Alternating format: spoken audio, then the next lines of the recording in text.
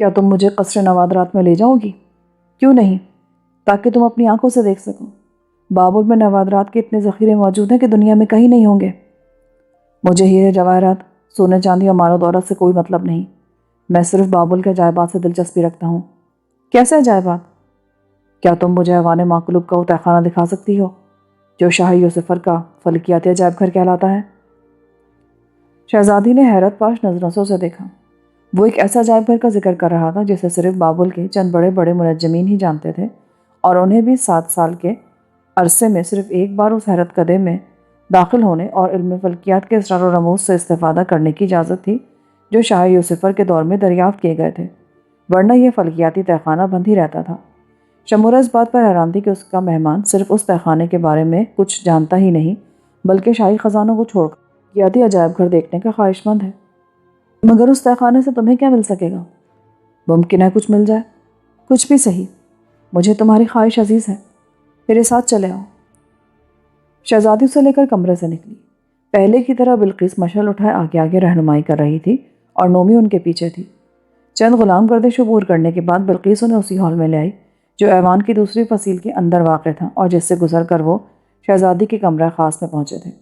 یہ ہال اجمی قالینوں اور انواع اقسام کے غیر ملکی سامان سے آراستہ تھا۔ اس کی مغربی جانب ایک دروازہ نظر آ رہا تھا۔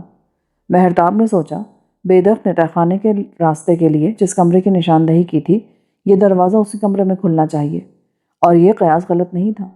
بلقیس اسی دروازے سے ایک ایسے کمرے میں داخل ہوئی جہاں کئی ذرہ پوش پہریدار موجود تھے۔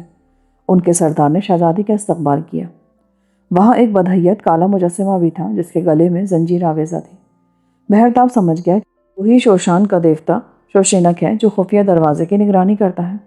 یہ کمرہ بھی کسی ہال ہی کی طرح وسیع و عریض تھا۔ ذرہ پوش پہرے دار چیتوں کی مانند ہوشیار اور خونخوار معلوم ہوتے تھے جو چوڑے اور نوکیلے پھل والے نیزوں، خمدار تلواروں اور برچھوں سے مسلح تھے، اور کسی کا ان سے بچ کر نکل جانا مشکل ہی نہیں ناممکن تھا۔ شہزادی نے بدصورت مجسمے کی طرف انگلی اٹھائی۔ یہ شوشان کا دیوتا ہے جو ہمارے خزانوں کی حفاظت کرتا ہے۔ مہرتاب کے دل میں خیال گزرا کہ شوشان کا حاکم گوبارو بھی عجیب سیاستدان ہے کہ اس نے اپنے دیوتا شوشینک کو بابل کے خزانوں کی نگرانی کے لیے آگے آگے روانہ کر دیا اور خود کورش کے لشکروں کو لے کر اس کے پیچھے پیچھے آ گیا ہے۔ شہزادی کے اشارے پر ذرہ پوشوں کے سردار نے بدصورت دیوتا کی گردن میں لٹکتی ہوئی زنجیر کھینچی اور اس کا خوفناک چہرہ ہلکی سی گڑگڑاہٹ کے ساتھ دائیں جانب گھومنے لگا۔ اس کے ساتھ ہی سامنے کی دیوار کا ایک قد آدم پتھر آپ سے آپ ایک طرف ہٹتا چلا گیا اور زرد روشنی میں ڈھلان سرنگ کا وہ خفیہ دروازہ نمودار ہوا جو قبر کی طرح ایک تاریک نشیب میں اترتا تھا۔ دروازہ کھلتے ہی سردار نے زنجیر چھوڑ کر مشعل اٹھائی، کیونکہ عربی کنیز بلقیس کی رہنمائی اس کمرے میں ختم ہو جاتی تھی اور یہاں سے پہرے داروں کے سردار کی رہنمائی شروع ہوتی تھی۔ سردار مشعل لے کر تاریک خلا میں داخل ہوا۔ شہزادی، مہرتاب، بلقیس اور نومی نے اس کی پیروی کی اور سب سردار کے پیچھے پیچھے قبر نما ڈھلان میں اترتے چلے گئے۔ یہ ڈھلان پورے 30 قدم کے بعد ایک طویل اور تاریک سرنگ میں اترتی تھی جس کی لمبائی کا اندازہ لگانا مشکل تھا، کیونکہ مشعل کی روشنی کا دائرہ ایک محدود حصے کو روشن کرتا تھا۔ وہ مردوں کی سی خاموشی کے ساتھ سرنگ میں چلتے رہے۔ کچھ فاصلہ طے کرنے کے بعد سردار شاہی خزانے کے دروازے کے قریب رک گیا۔ اس کے بالمقابل سرنگ کی بائیں دیوار میں ایک اور دروازہ نظر آ رہا تھا جس پر نمرود ثانی شاہ یوسفر کے نام کی لوح آویزہ تھی۔ شہزادی نے اپنی کمر کی پیٹی سے ایک چابی نکالی اور سردار کے حوالے کر دی۔ اس نے مشعل ایک دیوار گیر کے ساتھ لٹکا کر چابی دروازے پر لٹکتے ہوئے بھاری قفل میں گھمائی۔ قفل ایک ہی جھٹکے میں کھل گیا۔ پھر بڑے بڑے چوبی کیواڑ جن پر پیتل کے پترے جڑے ہوئے تھے اندر کی طرف دھکیل دیے گئے۔ سرنگ میں کچھ گرد اڑی کیونکہ یہ فلکیاتی عجائب گھر کئی سالوں بعد کھولا گیا تھا۔ ایک دو لمحے انتظار کرنے کے بعد سردار نے دیوار گیر سے مشعل اٹھائی اور تہخانے میں داخل ہو گیا۔ گرد آلود دیواریں روشن ہو گئیں۔ یہ دراصل ایک چوڑی اور 19-20 قدم طویل راہداری تھی جو زمین دوز طلسم کدے میں جاتی تھی۔ اس کی دیواروں پر قدیم سمریوں کے خط میخی میں ناقابل فہم عبارتیں لکھی تھیں۔ راہداری عبور کر کے وہ ایک وسیع اور عریض ہال میں پہنچے۔ یہی شاہ یوسفر کا آسمانی حیرت کدہ تھا جس کی دیواروں پر سورج، چاند اور ستاروں کے اشکال، بروج سماوی کے نقشے اور تصویری خاکے بنے تھے۔ اس طویل و عریض اور بلند و بالا طلسم کدے میں سب سے عجیب، سب سے حیرت انگیز 7 سیاروں کے وہ بڑے بڑے بت تھے جو اپنی منفرد خصوصیات کے لحاظ سے مختلف پتھروں سے تراشے گئے تھے۔ ان 7 سیاروں کو یوسفر کے عہد میں 7 آسمانی الہیوں کا درجہ دیا گیا اور انہیں تخلیق کائنات میں شریک سمجھ کر سیارہ گان الواحیت سے نامزد کیا گیا تھا۔ ان 7 سیاروں کی مختلف شکلوں اور مختلف رنگوں کے مجسمے ہال میں خاص ترتیب سے آراستہ کیے گئے تھے اور عطارد کا بت ان سب سے الگ تھلگ نظر آتا تھا۔ مہرتاب فلکیات کے ان اسرار کو جنہیں بابل کے ماہرین 7 افلاک نے صدیوں قبل دریافت کیا تھا، چشم حیرت سے دیکھتا ہوا آگے بڑھا اور عطارد دیوتا کے پاس آ کر رک گیا۔ یہی مجسمہ اس کا مقصود نظر تھا، کیونکہ بےدخت کے بقول شاہ یوسفر کی وہ قبا اسی کے وطن میں پوشیدہ تھی جس کی اس نے خواہش کی تھی۔ اس نے بڑے غور سے دیوتا کا جائزہ لیا، پھر شہزادی سے جو اس کے ساتھ ہی ساتھ تھی مخاطب ہو کر بولا، میں تمہیں بتانا بھول گیا تھا کہ اہل نجوم کے نزدیک میرا ستارہ بھی عطارد ہے۔ شمورا کے لیے یہ اطلاع نوید جانفزا ثابت ہوئی، کیونکہ عطارد محض آسمانی دبیر ہی نہیں بلکہ معبود اور محبوب کا درجہ بھی رکھتا تھا۔ اس کا مطلب یہ تھا کہ اس نے محبت کے لیے کسی غلط آدمی کا انتخاب نہیں کیا۔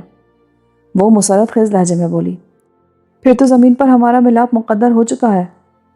مہرتاب چونک پڑا، وہ کیسے؟ اس لیے کہ میرا ستارہ زحل ہے اور 7ویں آسمان سے عطارد کو دیکھ رہا ہے۔ ستاروں کا قران زمین پر نہیں آسمان پر ہوتا ہے شہزادی، مگر دنیا کا ہر واقعہ ان کی مرضی سے ظہور میں آتا ہے۔ وہ آسمان کے دیوتا اور زمین کے خالق ہیں۔ آسمان کے دیوتا کس نے بنائے ہیں یہ کوئی نہیں جانتا، مگر زمین پر جتنے دیوتا ہیں وہ سب انسانی ہاتھوں نے تراشے ہیں۔ کہ سب کچھ دیوتاؤں کی مرضی سے ہوا ہے؟ دیوتا تو یہ بھی نہیں جانتے کہ ان کے پیٹ اندر سے بھرے ہوئے یا کھوکھلے۔ کیا مطلب ہے تمہارا؟ میں اپنا مطلب زبان سے نہیں عمل سے واضح کرنا چاہتا ہوں۔ مہرتاب حصول مقصد کی خاطر شہزادی کو حیرت زدہ کر دینا چاہتا تھا۔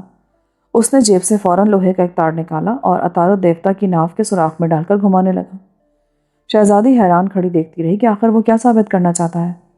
4-5 مرتبہ گھمانے سے تار کسی چیز میں الجھ گیا۔ پھر مہرتاب نے اسے زور سے کھینچا تو دیوتا کے بدن کا ایک چوکور حصہ الگ ہو کر کھٹاک سے فرش پر گرا اور شہزادی مارے خوف کو اچھل کر پیچھے ہٹی۔ یہ ایک عجیب اور قطعی غیر متوقع بات ہوئی تھی۔ حیرت و استعجاب کے ان لمحوں کے درمیان اس نے مشعل کی روشنی میں دیوتا کا کھوکھلا اور تاقچہ نما پیٹ دیکھا۔ اس پیٹ کے اندر ساگوان کی ایک صندوقچی تھی جسے مہرتاب نے ہاتھ بڑھا کر باہر نکال لیا۔ یہ سب کچھ انتہائی سنسنی خیز و پراسرار تھا۔ شمورا یوں گمسم تھی جیسے کسی نے اس پر جادو کر دیا ہو۔ وہ سوچنے لگی کہ یہ تو بالکل شوبدہ ہوا ہے، اور اس کا مطلب یہ ہے میرا مہمان اس فلکیاتی تہخانے کے اسرار کو مجھ سے زیادہ جانتا ہے، کیونکہ میں تو اس حقیقت سے بے خبر تھی کہ عطارد دیوتا کا پیٹ اندر سے کھوکھلا ہے یا اس میں ایک 24 صندوقچی بھی پوشیدہ ہے۔ مگر مہرتاب جو اپنی زندگی میں پہلی بار ایوان ماقلوب کے اس زمین دوز عجائب گھر میں داخل ہوا، یہ سب کچھ جانتا ہے اور دیوتا کے خالی پیٹ کو کھولنے کے راز سے آگاہ تھا۔ اس پر مہرتاب کی شخصیت کا ایک نیا پہلو آشکار ہوا۔ وہ اسے الہیوں کی طرح پراسرار اور رموز غیب کا پیرم سمجھنے لگی، جو پوشیدہ باتوں کا بھید بھی جانتا ہے۔ اس کی حیرت پاش نظریں ابھی تک ساگوان کی اس صندوقچی پر مرتکز تھیں جو مہرتاب نے اپنے ہاتھوں میں تھام رکھی تھی۔ مشعل کی زرد روشنی میں صندوقچی پر بنے ہوئے ناقابل فہم تصویری نقش و نگار اور عجیب و غریب حروف غالباً اس کے اندر بند اسرار کی خبر دے رہے تھے۔ شمورا نے جو مہرتاب کی شخصیت سے بے حد متاثر و محصور ہو گئی تھی، کانپتے ہاتھ سے صندوقچی اس کی طرف اشارہ کیا۔ کیا ہے اس کے اندر؟ شاہ یوسفر کی قبا، جو صدیوں قبل ساگوان کی ایک صندوقچی میں محفوظ کر دی گئی تھی۔ یہ ایک نیا انکشاف ہوا تھا۔ تو تم جانتے تھے کہ ایوان ماقلوب کے اس تہخانے میں عطارد کے پیٹ میں ساگوان کی ایک صندوقچی پوشیدہ ہے جس میں شاہ یوسفر کی قبا موجود ہے؟ بے شک، میں سب کچھ جانتا تھا اور اسے حاصل کرنا چاہتا تھا۔ یہ تمہاری ہو چکی۔ تمہیں صندوقچی کا راز کیسے معلوم ہوا؟ یہ نہیں بتا سکتا۔ کیوں؟ اس لیے کہ مجھے ایسی بہت سی باتوں کا علم ہے جنہیں ساحر، ستارہ شناس اور غیبداں بھی نہیں جانتے۔ عجیب عجیب واقعات ظہور میں آنے والے ہیں۔ کیا مجھے بھی نہیں بتاؤ گے؟ وقت سے پہلے ان کا انکشاف میری زندگی کے لیے خطرہ بن جائے گا۔ میں تم پر اپنے شاہی اختیار کا سایہ ڈال دوں گی۔ خطرے تمہارے دامن سے لپٹ جائیں گے۔ مجھے کسی خطرے کی پرواہ نہیں، حالانکہ وہ تمہارے آس پاس ہی گھومتے رہتے ہیں، اور میں خطرناک ہاتھ کو دیکھ رہا ہوں جو تمہاری زندگی کا رشتہ کاٹ دینا چاہتا ہے۔ کس کا ہاتھ ہے وہ؟ شہزادی کچھ پریشان نظر آنے لگی۔ ابھی اظہار کا وقت نہیں آیا، لیکن میں وعدہ کرتا ہوں تمہیں اس ہاتھ سے بچانے کی پوری کوشش کروں گا، خواہ تمہاری خاطر مجھے اپنی جانیں خطرے میں کیوں نہ ڈالنی پڑے۔ مہرتاب، آخر تم نے مجھے وہ حیثیت دے دی جس کی میں طلبگار تھی۔ اب مجھے کسی مصیبت کی پرواہ نہیں، بس میرے لیے یہی کافی ہے کہ تم میری خاطر جان کی بازی لگا سکتے ہو۔ میں تمہارے یہ الفاظ ہمیشہ یاد رکھوں گی۔ مہرتاب صندوقچی ہاتھ میں لے کر پلٹا اور دوسرے ہاتھ سے اس نے شہزادی کا وہ نرم و گزاز ہاتھ تھام لیا جس میں ملکہ سمیرامس کا جڑاؤ کنگن چمک رہا تھا۔ یہ فعل اختیاری تھا یا اضطراری، لیکن شمورا کے دل میں ایک نیا غرفہ کھل گیا۔ تمہارا ہاتھ مضبوط ہے، لیکن کمزور میں بھی نہیں۔ اشتار کی قسم، میں ثابت کر دوں گی کہ میرا ہاتھ تھام کر تم نے کوئی غلطی نہیں کی۔ مگر اس وقت بھی جب شہزادی اپنی غیر معمولی وابستگی کا اظہار کر رہی تھی، مہرتاب کے ذہن سے ایک لہر گزر رہی تھی کہ جب وہ ساگوان کے صندوقچی زہرہ جمال کے حوالے کرے گا تو وہ کتنی خوش ہوگی۔ ادھر شمورا اپنے خیالوں میں مگن تھی کہ اس نے مہرتاب کو جیت کر سب کچھ جیت لیا ہے، مگر در حقیقت ایسا نہیں تھا، کیونکہ مرد کچھ اور سوچتا ہے اور عورت کچھ اور خواب دیکھتی ہے۔ ذرا پوشوں کا سردار آگے آگے مشعل اٹھائے ہال سے نکل کر طویل راہداری میں پہنچ گیا۔ وہ دونوں اس کے پیچھے پیچھے فلکیاتی عجائب گھر سے نکلے اور پھر اسی لمبی تاریک سرنگ میں آ گئے جہاں سے اس تہخانے میں داخل ہوئے تھے۔ سردار نے برنجی دروازے کو تالا لگا کر چابی شہزادی کے حوالے کی اور مشعل اٹھائے آگے آگے چلنے لگا۔ بلقیس اور نومی بدستور عقب میں تھی۔ ہموار سرنگ میں وہ چپ چاپ چلتے رہے، صرف انہی کے قدموں کی ملی جلی چاپ یا پھر ذرا پور سردار کے جسم سے پیدا ہونے والی لوہے کی ہلکی سی آواز ایک ارتعاش پیدا کر رہی تھی۔ سرنگ کی ڈھلان بلندی چڑھتے ہوئے شہزادی نے مہرتاب کا ہاتھ مضبوطی سے تھام لیا۔ ڈھلان کی بلندی پر دیوار کا چوکور قلعہ عبور کر کے وہ پھر اسی کمرے میں آ گئے جہاں شوشان دیوتا کا بدحیت مجسمہ ان کی واپسی کا منتظر تھا۔ کمرے سے نکل کر اور بڑے ہال سے گزرتے ہوئے وہ فصیل کے حصار سے باہر کھلے صحن میں آ گئے۔ سامنے ایوان کی پہلی دیوار کی ڈیوڑی تھی اور اس کے دائیں بائیں پھیلی ہوئی بارکیں۔ رات کا دوسرا پہر شروع ہو چکا تھا۔ آخری راتوں کا چاند اسگیلا کے تہرے حصاروں کے عقب میں روشنی بکھیر رہا تھا۔ دیکھو مہرتاب، اسگیلا کی اس طرف چاند طلوع ہو چکا ہے اور زندگی میں تمہاری رفاقت پہلی بار نصیب ہوئی ہے۔ یہ رفاقت تو رات بھر کی ہونی چاہیے۔ ابھی وہ رات نہیں ہے شمورا، اور وہ خطروں کی رات ہوگی، کیونکہ جب آسمان پر اتارو دور زحل کا قران ہوتا ہے، زمین پر موت کی دستک ابھرتی ہے، اور اس سے پہلے کہ وہ رات آئے میں کچھ لوگوں کو تلاش کرنا چاہتا ہوں جن کی زندگی خطرے میں پڑ گئی ہے۔ مہرتاب انتہائی مناسب وقت پر، جب شہزادی کے دل میں ایک نئی تڑپ پیدا کر کے رخصت ہو رہا تھا، اپنے اصل مقصد کی طرف آ گیا۔ شمورا اسے فکر مند دیکھ کر کچھ پریشان سی ہو گئی۔ کون ہیں وہ لوگ؟ مہرتاب سوچنے لگا جس مقصد کے لیے خود شہزادی سے ملنے کے بہانے ڈھونڈ رہا تھا اس کا اظہار کس طرح کرے۔ اگر اس نے انکار کر دیا تو ساری تگودو بیکار جائے گی۔ وہ کئی دن سے اپنے فرض کی خاطر کہاں کہاں نہیں بھٹکا تھا، اور جو جو وقت گزرتا گیا نئے نئے اندیشے مایوسی کے حلقے بنتے چلے گئے۔ اب وہ اظہار مطلب سے قبل اطمینان کر لینا چاہتا تھا کہ جو کچھ چاہتا ہے وہ مل بھی سکتا ہے یا نہیں۔ تم خاموش کیوں ہو گئے؟ کیا میں ان لوگوں کی تلاش میں تمہاری کوئی مدد نہیں کر سکتی؟ تم چاہو تو سب کچھ ہو سکتا ہے، تو پھر تمہیں فکر مند ہونے کی ضرورت نہیں۔ ریموت کے جاسوس انہیں ایک ہی دن میں ڈھونڈ لیں گے۔ معاملہ ریموت کے بس کا نہیں، پھر کس کے بس کا ہے؟ انہیں صرف تم بچا سکتی ہو۔ شمورا نے اس کے الفاظ پر غور کیا اور معاملے کی صورت کو سمجھنے کی کوشش کرنے لگی۔ کیا ان کے قتل کا حکم صادر ہو چکا ہے؟ شاید ہو چکا یا ہونے والا ہے۔ اب بات کچھ واضح ہو رہی تھی۔ معاملہ سنگین نوعیت کا معلوم ہوتا تھا۔ پھر بھی شہزادی بڑے تحمل سے بولی، اگر حکم صادر ہونے والا ہے تو ٹل جائے گا، اگر صادر ہو چکا ہے تو شاید تعمیل بھی ہو چکی ہوگی۔ نہیں، میں ان کی خاطر اپنی جان بھی دے سکتا ہوں۔ تمہاری جان تو مجھے بھی عزیز ہے، ان کی زندگی کے لیے کوئی اور منت کیوں نہیں مان لیتے؟ وہ کچھ سوچنے لگا، کون سی منت مانے، کون سی قربانی دے کہ مقصد کو پا سکے۔ کچھ لمحے عجیب تذبذب کے عالم میں گزر گئے۔ آخر اس نے فیصلہ کن لہجے میں کہا، دیکھو شمورا، میں ان کے لیے سب کچھ کر گزرنے کو تیار ہوں۔ اگر تم ان کی زندگی کی ضمانت دے سکو تو قول دیتا ہوں کہ اپنی محبت تمہیں بخش دوں گا۔ یہ ایک انتہائی فیصلہ تھا جو اس نے مجبوری کی حالت میں کیا، اور شہزادی کو اس سے نادر موقع شاید پھر کبھی نہ مل سکتا۔ وہ اس پیشکش پر خوشی سے تڑپ اٹھی۔ مجھے یہ سودا منظور ہے مہرتاب، اب ان لوگوں کے نام بتاؤ۔ ہاروت، ماروت۔ مہرتاب نے ٹھہر ٹھہر کر نام بتائے۔ حیرت سے شہزادی کے لبوں سے اوہ کی آواز نکلی۔ وہ عبرانی پیغمبر جنہیں بیلشازار بھائی نے اساکیلا کے زندان میں قید کر رکھا ہے، لیکن وہ زندان سے پراسرار طور پر غائب کر دی گئے ہیں۔ کس نے غائب کیا انہیں؟ شاید تمہارے والد بزرگوار نے، مگر وہ میرے مشورے کے بغیر کوئی کام نہیں کرتے۔ ممکن ہے انہوں نے اس معاملے میں تمہارے مشورے کی ضرورت نہ سمجھی ہو۔ ناممکن سی بات ہے۔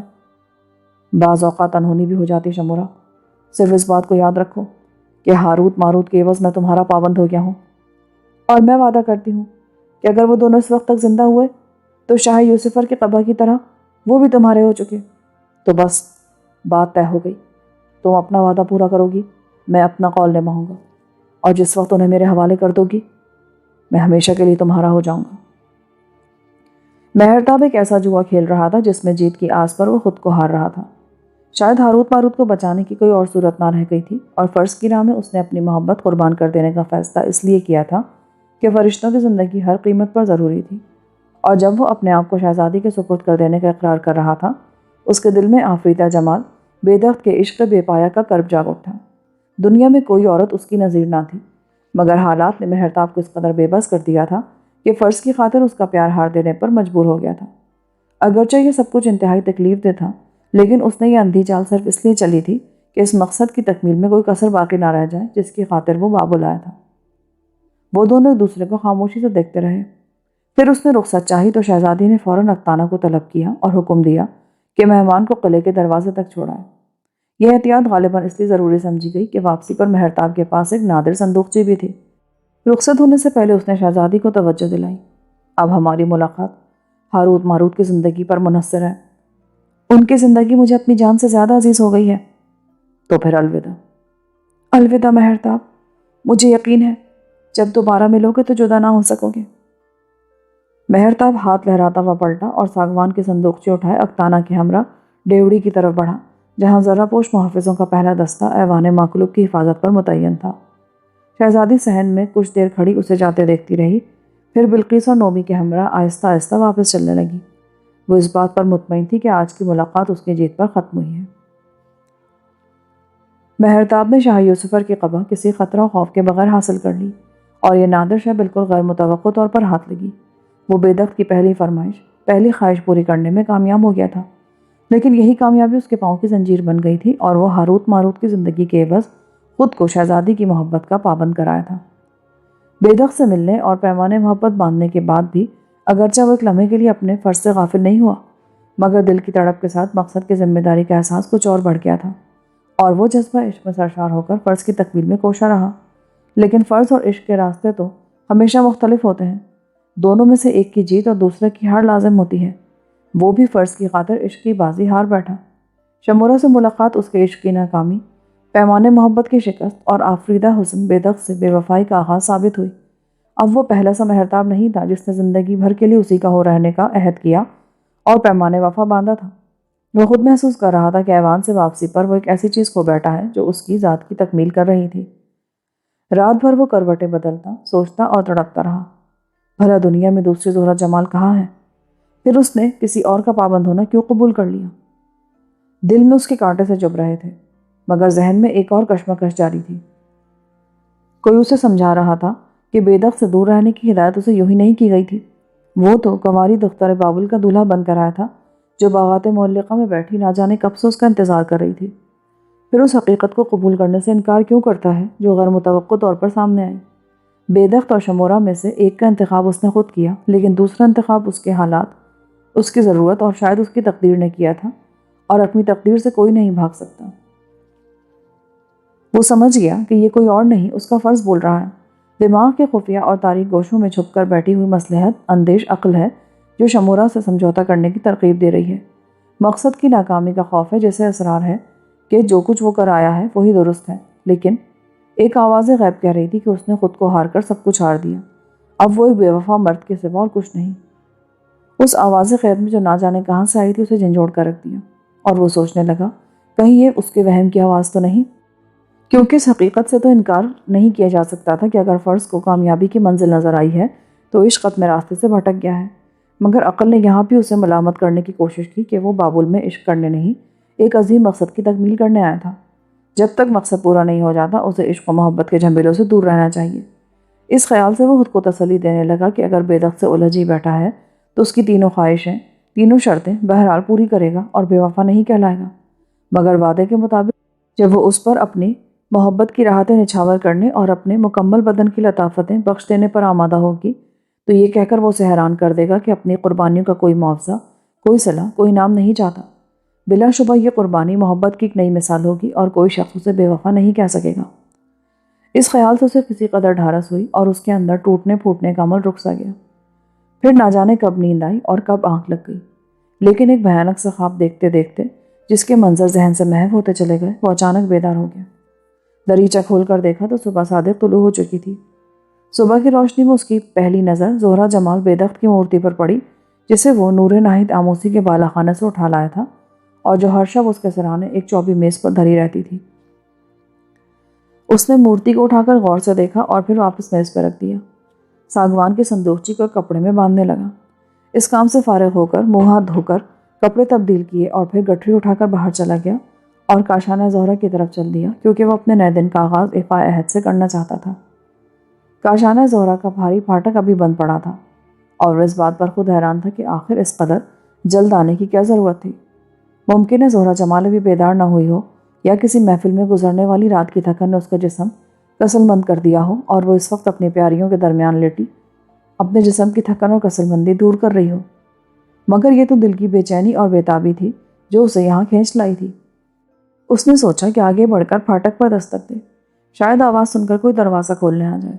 اسی خیال کے تحت وہ آگے بڑھا کہ اچانک ایک جھٹکے اور کھٹکے سے پھاٹک خود بخود کھل گیا اور بیدخت کے ہندوستانی رتوان شنکر کی صورت نظر آئی، جو اسے دیکھتے ہی ہاتھ جوڑ کر کھڑا ہو گیا۔ پربھو، آپ کا آنا مبارک ہو۔ اس گھر کا یہی دستور ہے، سورج ڈوبنے کے ساتھ ہی پھاٹک بند ہو جاتا ہے اور سورج چڑھتے ہی کھول دیا جاتا ہے۔ بہت اچھا دستور ہے پربھو، آج میرے نصیب اچھے تھے کہ پھاٹک کھولتے ہی آپ کے درشن ہو گئے۔ میں تو سوچ رہا تھا شاید وقت سے پہلے آ گیا ہوں اور گھر والے سو رہے ہوں گے۔ نہیں، مالکن سویرے ہی بیدار ہو جاتی ہیں، اس وقت بھی وہ پوجا کر چکی ہوں گی۔ کس کی پوجا کرتی ہے تمہاری مالکن؟ زہرہ دیوی کی۔ میں نے بھی پہلی بار اسے ہیکل زہرہ کے پاس دیکھا تھا۔ دیوی کی طرح مالکن بھی بڑی بھاگوان ہے، میں انہیں آپ کے آنے کی خبر دیتا ہوں۔ پھر شنکر تو بارادری کی جانب درختوں کے درمیان اس راستے پر غائب ہو گیا جو قصر زہرہ میں جاتا تھا، اور مہرتاب بارادری کے پاس ہی اس کی واپسی کا انتظار کرنے لگا۔ شنکر نے لوٹنے میں دیر نہیں لگائی۔ دھنیہ واد پربھو، مالکن آپ کے اچانک آنے کی خبر سن کر بہت خوش ہوئی ہیں اور کمرے میں آپ کا انتظار کر رہی ہیں۔ پھر اس نے آگے بڑھ کر مہرتاب کے ہاتھ سے گٹھری خود سنبھال لی اور اسے ساتھ لے کر چلا۔ بیدخت گلابی رنگ کے شلامے سے ملبوس ایک تصویر کی صورت کمرہ خاص کی دہلیز کے فریم میں کھڑی انتہائی خوش نظر آتی تھی۔ اس نے لپک کر مہرتاب کا ہاتھ تھام لیا۔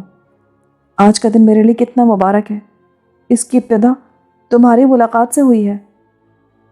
وہ اسے اپنے کمرے میں لے آئی۔ خوشی اس کے روئے روئے سے پھوٹی پڑ رہی تھی۔ اس کی آنکھوں سے ایسی ملکوتی محبت جھانک رہی تھی جو آج تک کسی عورت کی آنکھوں میں نظر نہیں آئی تھی، لیکن اب وہ اسے نظریں ملانے کی ہمت نہیں رکھتا تھا۔ شنکر گٹھری اس کے قریب رکھ کر کمرے سے جا چکا تھا۔ بیدخت اس کی باتیں سننے کے لیے بے چین ہو رہی تھی، مگر وہ ابھی تک پریشان تھا کہ گفتگو کا آغاز کہاں سے کرے۔ زہرہ جمال کے خلوص اور محبت کی گرم جوشی نے اس کے ذہن کو معاف اور زبان کو گنگ کر دیا تھا۔ بیدخت نے اس کی طرف دیکھا تو دنگ رہ گئی۔ اترا ہوا چہرہ، جھکی ہوئی آنکھیں، بدلی ہوئی رنگت۔ کیا ہوا مہرتاب؟ آج اداس، پریشان اور کھوئے کھوئے نظر آتے ہو۔ کچھ نہیں، رات سو نہیں سکا شاید، اس لیے کچھ تھکا ہوں، مگر چھوڑو ان باتوں کو، ادھر دیکھو میں تمہارے لیے کیا لے کر آیا ہوں۔ یہ کہہ کر اس نے گٹھری کی طرف اشارہ کیا۔ کیا ہے اس میں؟ تمہارے خوابوں کی تعبیر۔ میں خواب نہیں دیکھتی، میں خود خوابوں کی تعبیر ہوں۔ تمہاری پہلی آرزو ایک خواب ہی تھا جو تم نے دیکھا، ایک ایسا خواب جس کی تعبیر ممکن نہ تھی، کیونکہ کوئی آدمی ایوان ماقلوب میں چوروں کی طرح گھس کر زندہ واپس نہیں آ سکتا، جہاں قدم قدم پر موت رہتی ہے۔ مگر ایوان کے ذکر نے اسے چونکا سا دیا۔ وہ معلوم کرنا چاہتی کہ وہاں کیا ہوا۔ میں اس تہہ خانے سے جس کا تم نے پتہ دیا تھا تمہاری مطلوبہ قبا اڑا لایا ہوں۔ بیدخت یہ سن کر سن سی ہو گئی۔ یہ تو وہ بھی جانتی تھی کہ ایوان کے تہہ خانے میں گھسنا جان سے گزرنے والی بات ہے، مگر مہرتاب کی زبان سے جو الفاظ سنے وہ ناقابل یقین تھے۔ وہ سوچ بھی نہیں سکتی تھی کہ اس کی خواہش اتنی جلد پوری ہو سکتی ہے۔ اس نے حیرت پاش نظروں سے مہرتاب کو دیکھا، جس نے گٹھری کھول کر ساگوان کی پرانی صندوقچی نکالی۔ میں نے اسے عطارِ دیوتا کے پیٹ سے نکالا ہے، اور تمہارے بقول اس میں شاہ یوسفر کی قبا ہونی چاہیے جس کی تم نے خواہش کی تھی۔ بےدخت اپنی مطلوبہ صندوقچی دیکھ کر ہوش میں آ گئی۔ فرت مسرت سے اس کے نرم و نازک بدن پر ایک لرزش سی طاری ہو گئی۔ اس نے صندوقچی کو بصد احترام بوسہ دیا اور بولی، بے شک یہی ہے یوسفر کی وہ امانت ہے جس کی مجھے ضرورت تھی، اور تم ٹھیک کہتے ہو، اس تاریخی صندوقچی کے حصول کی خواہش میرے خواب ہی تھی، کیونکہ اسگیلا کے تہرے حصاروں کے اندر ایوان ماکلوب کے کسی تہخانے میں اترنا اور یہ فلکیاتی عجوبہ اڑانا انسانی طاقت سے بعید تھا، مگر تم نے میرا خواب پورا کر دیا۔ میں کس زبان سے تمہارا شکریہ ادا کروں؟ شکریہ کی ضرورت نہیں، میرے لیے یہی کافی ہے، جو کچھ تم نے کہا وہ میں نے کر دیا۔ واقعی یہ تو ایک شعبدہ ہوا ہے، ادھر میں نے آرزو بیان کی، ادھر تم نے پوری کر دی۔ انتھیا کی قسم، ایسا میں نے کبھی نہیں سوچا تھا۔ یہ کوئی ایسا کارنامہ نہیں جس کی تم اتنی تعریف کر رہی ہو، میں نے صرف اپنا وعدہ پورا کیا ہے۔ تم اسے کارنامہ نہیں سمجھتے، حالانکہ یہ تو کئی کارناموں سے بھی بڑا کارنامہ ہے۔ اگر سیارگان الواحیت کے پرستاروں کو معلوم ہو گیا کہ اتارو دیوتا کے پیٹ سے شاہ یوسفر کی قبر اڑا لی گئی ہے تو بابل میں ایک تہلکہ مچ جائے گا، اور تم کہتے ہو یہ کوئی کارنامہ نہیں؟ ارے یہ تو ایک انہونی بات ہوئی ہے، اور تم نہیں جانتے کہ تم کیا کرائے ہو۔ مہرتاب اس کی باتیں سن کر حیران ہوا جا رہا تھا، اور زہرہ جمال کی وارفتگی اسے گھائل کیے دیتی تھی، مگر اس بات کا وہ اظہار نہ کر سکا کہ وہ تو کچھ اور بھی کرایا ہے، جسے سنتے ہی شاید بےدخت کا کلیجہ منہ کو آ جاتا۔ ادھر بےدخت خوشی سے دیوانی ہو جا رہی تھی، جیسے ساگوان کی پرانی صندوقچی کیا ہفتے عقیم کی دولت مل گئی ہو۔ اچھا یہ بتاؤ، جب تم شمورہ کے کمرے میں گھس کر تہخانے کی چابیاں ڈھونڈ رہے تھے، تمہیں کوئی پریشانی تو نہیں ہوئی؟ وہ سمجھ رہی تھی کہ مہرتاب صندوقچی چرا کر لایا ہے، مگر اسے کیا معلوم تھا کہ یہ نادر شے کس قیمت پر حاصل ہوئی ہے۔ تمہارے سوال کا اصل معاملے سے کوئی تعلق نہیں، کہ یہ کافی نہیں کہ تم نے جس چیز کی خواہش کی تھی وہ تمہیں مل گئی؟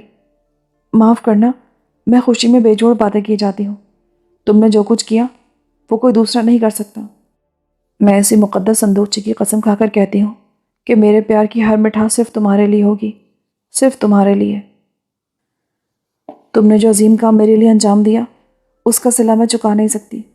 بس آج ثابت ہو گیا کہ تمہارے دل میں میرے لیے ایسا پیار ہے جو روئے زمین پر کسی دوسرے انسان کے دل میں نہیں ہوگا، اور تم مجھ سے ایسی والہانہ محبت کرتے ہو جو آج تک کسی مرد نے کسی عورت سے نہیں کی ہوگی۔ یہ سب کچھ حیرت انگیز ہے۔ آج کے بعد تم میرے عاشق نہیں بلکہ میں تمہاری عاشق بن گئی ہوں، اور تم میرے محبوب و مہرتاب، میں تمہاری خاطر سب کچھ کر گزروں گی، اور دنیا جان لے گی کہ عورت کی وفا کیا ہوتی ہے۔ بس کرو بےدخت، تم نے تو مجھے مار دینے کی ٹھان لی ہے۔ میں تو آج خود تم پر مر مٹی ہوں۔ چلو جو ہوا سو ہوا، اب اپنی دوسری خواہش بیان کرو۔ دوسری خواہش؟ اتنی جلدی بھی کیا ہے؟ ذرا مجھے پہلی خواہش پوری ہو جانے کی خوشی تو برداشت کر لینے دو، ابھی تو میں نے تمہیں جی بھر کے دیکھا بھی نہیں۔ تم سورج کی پہلی کرن کے ساتھ میرے کمرے میں داخل ہوئے، اور میں نے تمہاری کوئی خاطر مدارات بھی نہیں کی۔ پھر اس نے تالی بجائی۔ دوسرے لمحے خادمہ زربفت کا پردہ ہٹا کر اندر داخل ہوئی تو بےدخت نے حکم دیا، لیلا سے کہو کہ وہ مہمان کے لیے ناشتہ تیار کرے۔ جب تو اسے بتائے گی کہ مہمان کا نام مہرتاب ہے تو وہ سمجھ جائے گی کہ اسے کیا پیش کرنا ہے۔ خادمہ یہ حکم سننے کے بعد کھڑی رہی۔ اب کیا ہے؟ راحت شب لیلا موجود نہیں ہے، کہاں چلی گئی صبح صبح؟ ابھی ابھی نور ناہید آموسی آئی تھی۔ تو نے آموسی کے آنے کی اطلاع مجھے کیوں نہیں دی؟ وہ صرف لیلا سے ملنے آئی تھی۔ تو ناشتے کے لیے شمونا سے کہہ دے۔ خادمہ لوٹ گئی تو مہرتاب نے پوچھا، آموسی وہی ہے نا جو کبھی تمہاری پیاری ہوا کرتی تھی اور پورے 5 سال تک تمہارے ساتھ سوئی ہے؟ بابل میں جو عورت کسی لڑکی کو پیاری بنا کر رکھتی ہے اسے اپنے بستر پر ضرور سلاتی ہے، مگر آموسی سے تمہارا کیا تعلق ہے؟ بس اتنا کہ میں نے بابل میں پہلی رات اسی کے کوٹھے پر گزاری تھی، اسی کے بستر پر، صرف کمرے میں۔ وہ ایک مظلوم لڑکی ہے۔ ٹھیک اسی وقت لیلا کمرے میں داخل ہوئی اور مہرتاب کو دیکھ کر بری طرح ٹھٹک گئی۔ وہ معذرت کر کے پلٹنے ہی والی تھی کہ بےدخت نے آواز دی، کیا آموسی آئی تھی؟ ہاں، ایک بار پہلے بھی آ چکی ہے۔ کس لیے آتی ہے؟ اسے ایک آدمی کی تلاش ہے جس نے چاند کی تیسری رات اس کے کوٹھے پر گزاری تھی۔ وہ اسے کیوں تلاش کر رہی ہے؟ کہتی ہے اس کا گاہک جاتے وقت کمرے سے کیسی مورتی اٹھا لے گیا جسے وہ فروخت نہ کرنا چاہتی تھی، کیونکہ اپنے سوا وہ اور کوئی چیز نہیں بیچتی اپنی۔ اسے جا کر کہہ دو وہ آدمی اس وقت میرے پاس موجود ہے۔ لیلا نے حیران سی نظروں سے بےدخت کی طرف دیکھا، پھر زیر رم مسکرا کر بولی، مورتی کے علاوہ گاہک اس کی ایک اور چیز بھی چرا کر لے گیا تھا۔ وہ کیا؟ دل۔ لیلا نے یہ چھوٹا سا مگر دھڑکتا ہوا لفظ اس نزاکت اور شرارت سے ادا کیا کہ اگر مہرتاب پہلے ہی وضاحت نہ کر چکا ہوتا تو بے دخت احساس رقابت سے تڑپ گئی ہوتی، مگر وہ صرف مسکرا کر رہ گئی۔